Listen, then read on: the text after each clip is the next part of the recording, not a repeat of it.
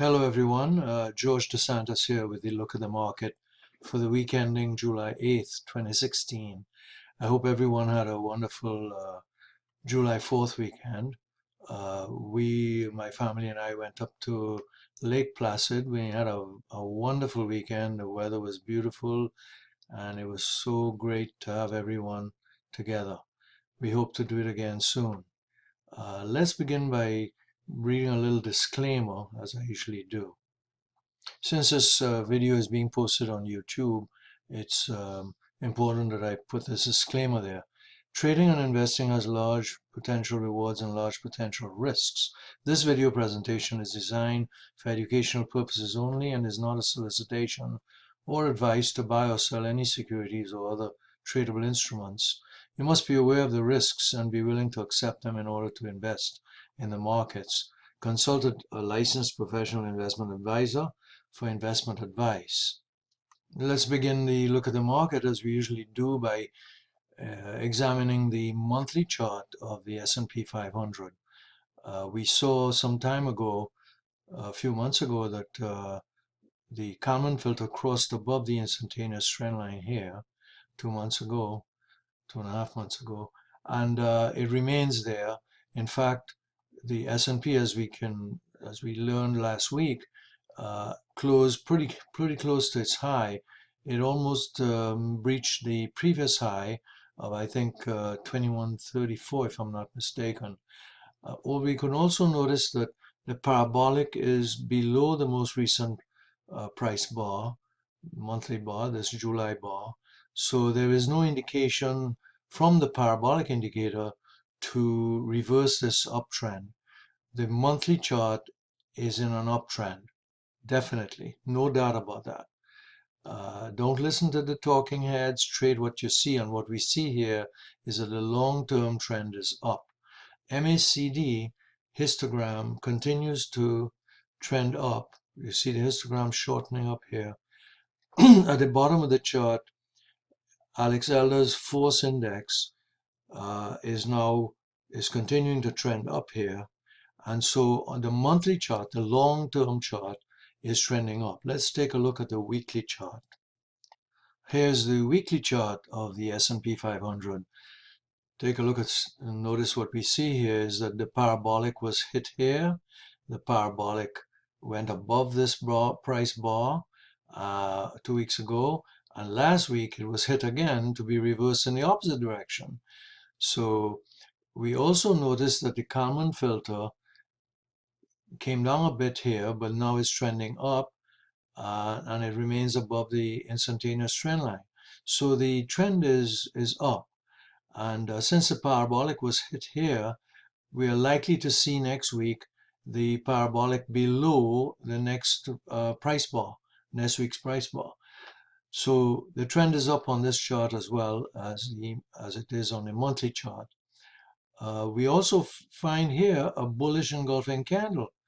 This candle is completely engulfing the body of this candle here. So we're in an uptrend, like it or not. Let the bulls take cover. Let the bears take cover. Sorry about that. As far as the RSI 12 is concerned, we came down and hit the 50% line here, and now we're above 60%. So that supports this idea of the uptrend here. The MACD, though, presents a little bit of a different picture. MACD histogram is still above the zero line. However, there is more weakness here than there were back here. So we have to keep an eye on that. The lines are still, the shorter moving average is still above the longer term moving average. But the fact that the bulls are getting a little weaker here is concerning. Let's take a look at percent R. Percent R is in very nice shape. It's above the 80% line, indicating that there's a pretty strong momentum to this uptrend. Never mind Brexit and all the other stuff that went on a week ago. Let's take a look at another chart. Here's a daily chart of the S&P that we usually look at. It has the 9 EMA and the 30 weighted moving average. So this is the 930 chart, I call it that. The 9 EMA crossed back above the 30 weighted moving average. So now this is signaling an uptrend on the daily chart. In addition to that, we had a nice bullish candle here on Friday, yesterday.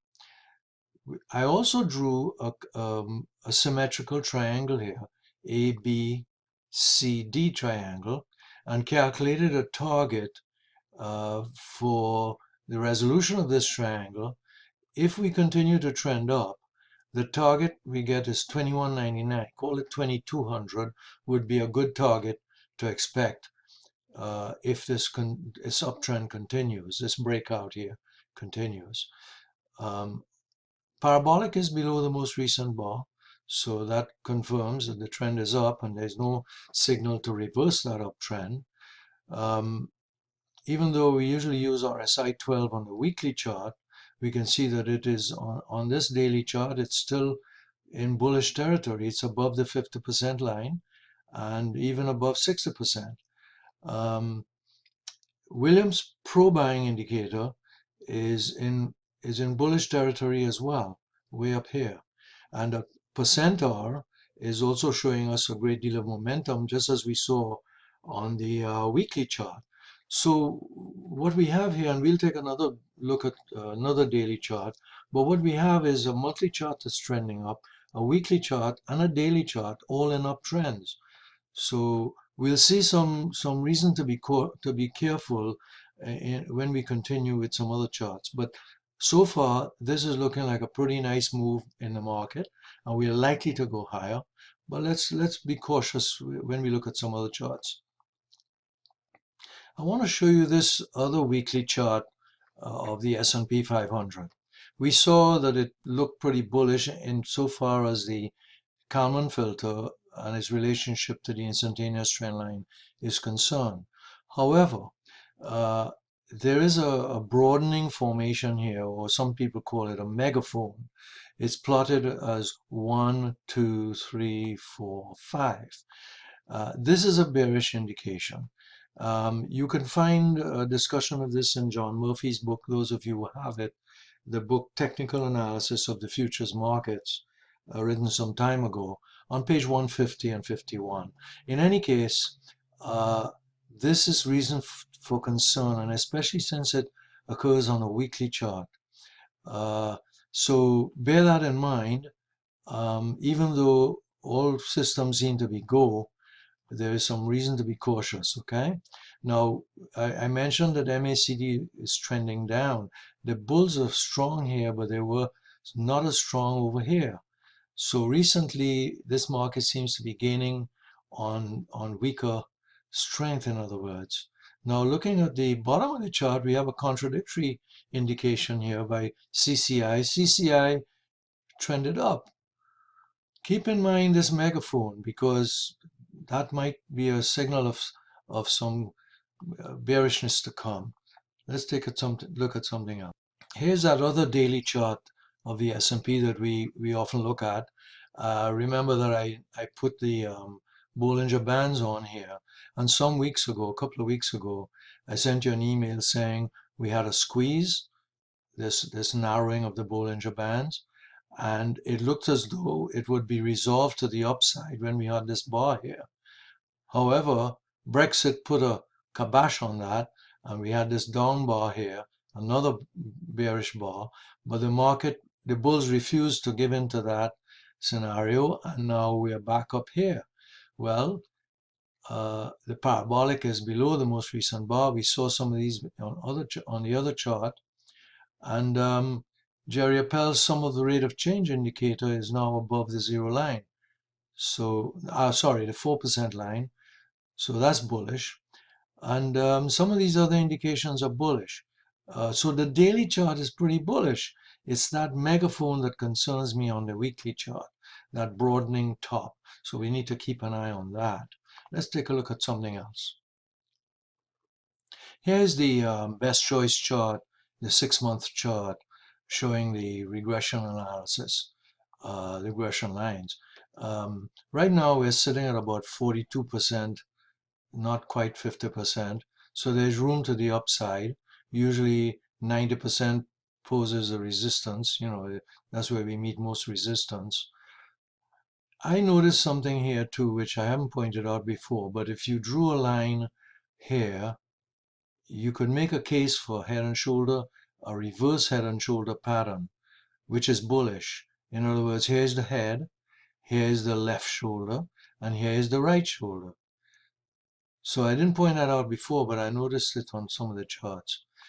So this is indicating to us that we have some room to grow if we consider the 90% line to be that line in resistance. Let's take a look at something else. And here is the new high, new low chart that Alex Elder designed and sent us some time ago. And since we had this peak, this spike down in February, we have been on an uptrend, and we can see we're making even more new highs and lows right now. So that's pretty bullish. Let's take a look at the impulse bars. And here's a weekly chart of the S&P showing Alex Elder's impulse indicator with red, green, and blue bars, as we've discussed earlier. As you might have expected, since we had a nice week, especially on Friday, we have green bars now. The last two bars are green, last 2 weeks. So the market this impulse indicator is telling us it's okay to be buying the S&P at least, and want to know what the indication is on an individual stock, then you need to put up the individual symbol, of course. But as far as the general index is concerned, it's permission to buy. Now we have to keep in mind this MACD weakness here, and so we'll come back to that again next week and see how we're doing. Right now, the monthly chart looks bullish, the weekly chart is bullish, the daily chart is bullish, and except for the caution with the broadening top, all systems are go. Need to keep an eye on that broadening top.